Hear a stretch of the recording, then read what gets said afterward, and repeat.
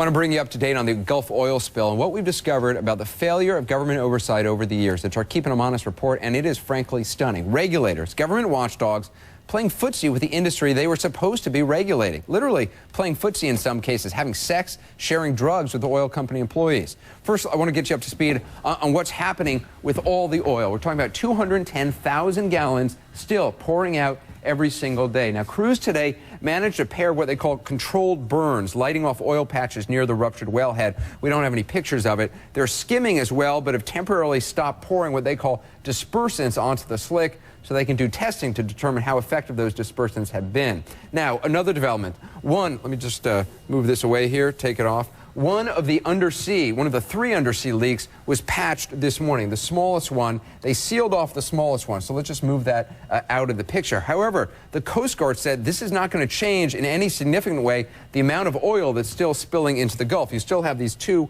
spills, this one obviously the major one. Today they loaded that huge 4-story containment vessel, this thing right here. They loaded it onto a barge and they began moving it out to the sea. Basically, it's a giant box that's open on the bottom, kind of a cone-shaped roof on the top. Now, what they're going to do, I'm just going to show you this kind of an animation, is here we have the oil coming out, is they're going to tow this thing into place and then slowly sink it, dropping it 5,000 feet, nearly a mile onto the seabed, right over the main leak. That's the idea anyway. Then they're going to plug a pipe into the top of it. They're going to run the pipe to the surface here. They're going to take this out. Get that pipe going. Okay, here's the pipe. And then they're going to let the oil spill into a barge or tanker. The idea is to let it go into the tanker or a barge and not into the sea. Now, bear in mind, they've never tried this in such deep water, so it's a gamble. We could know by tomorrow night if it's going to pay off. But the story that you need to hear tonight is about what kind of oversight the government has been maintaining over this industry for years. A piece of safety equipment could have been in place on this well, but it wasn't. And critics say it could have prevented the disaster. Now, we can't say that for sure, but we do have questions about why it wasn't in place. Was it because of how cozy government watchdogs have in some cases been with this industry? Ed Lavandera tonight is Keeping Them Honest. It's hard to imagine how things could be worse for the Minerals Management Service, or MMS. Its 1,700 employees are supposed to regulate the oil industry, but a growing chorus of critics say the agency is nothing short of a disaster. But it's very clear that you have a dysfunctional agency. You can't trust MMS. They've shown that they're too cozy with industry. Too cozy indeed. 2 years ago, an internal government investigation discovered ethical failures by more than a dozen MMS employees. Some were even having sex and using marijuana and cocaine with oil company employees. It was very clear. They thought that partying, drinking, accepting expensive tickets in hotel rooms somehow made it easier for them to understand the business of how much ore and how much oil and how much natural gas was being taken out. CNN has reviewed hundreds of pages of documents and government reports dating back almost 10 years. Documents that paint MMS as an agency that, in the words of its critics, rubber stamps the oil industry's actions and is unable to enforce safety regulations. For example, in 2000, MMS issued a safety alert calling for offshore drillers in the U.S. to have an additional backup system called an acoustic switch that could prevent oil blowouts like the one now in the Gulf. They went so far as to call it a, quote, essential component. Just 3 years later, after complaints from the oil industry, MMS determined it wasn't so essential after all, saying it would be too costly and ineffective. Never mind the fact that BP is required to use it on rigs in 2 other countries. Let's load up. Stuart Smith is an environmental attorney who has won dozens of cases against the oil industry and is representing fishermen put out of work because of the Deepwater Horizon disaster. We flew over the spill site with him. That's the slick. It's all over here. In the years before this disaster, MMS and BP downplayed the possibility of a major oil spill. In an initial exploration plan, BP called a spill, quote, unlikely.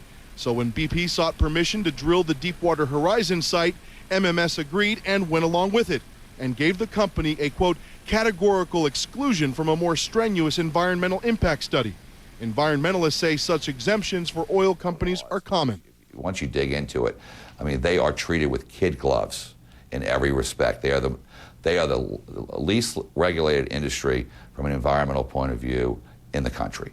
obviously they're going to argue just the opposite. Well, they can't. We wanted to ask BP about its relationship with MMS and the oversight of the company's wells. In a statement, BP said simply, speculation over the causes or implications of the Deepwater tragedy would be premature, adding that the drilling rig was owned by another company.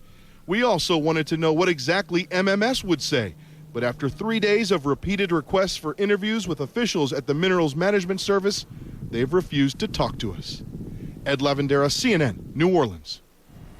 More now with Rice University presidential historian Douglas Brinkley. He writes at length about the wildlife areas now in harm's way in his latest book, The Wilderness Warrior, Theodore Roosevelt and the Crusade for America. Douglas, when you look at the investigation from 2 years ago, I mean, forget about the drug use, the drinking that they report, and a GAO report last month, it makes it sound like MMS, these watchdogs designed to regulate the industry, basically is a lot more concerned with the health of energy companies than they are about the health of the environment.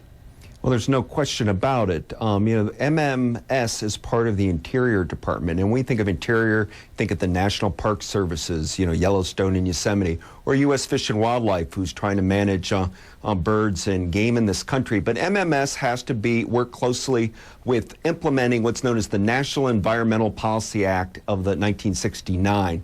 That happened after the Santa Barbara spill, and it was meant to enforce things like Clean Air and Water Acts, the Wilderness Act, for example. And instead, what's happened is incrementally, year by year, but it really happened during the Bush years of late, MMS has really started working way too close with big oil. And in fact, as the Washington Post is reporting, and if you have seen, they gave categorical exclusion, meaning they weren't even checking for some of the environmental measures, MMS, on this very rig, on the Deepwater Horizon rig that they were supposed to. And why? I mean, why be so cozy with this industry you're supposed to be regulated? Because I think we were in a recession starting with the beginning of the Obama administration, April 2009. There was for a minute people thought that the Obama administration might be a little stricter environmentally on offshore drilling, but they weren't. They continued Bush policy. Now, a couple of months ago, MMS has a new head, Lisa Birnbaum, and there's this thought that they're going to clean out the corruption. When you were talking about the Denver office, problems of getting perks for the job, there was starting to be enforced, and then this oil spill happened, and so now MMS is on the hot seat, and you're going to have to scrap the organization and rebuild it from the ground up.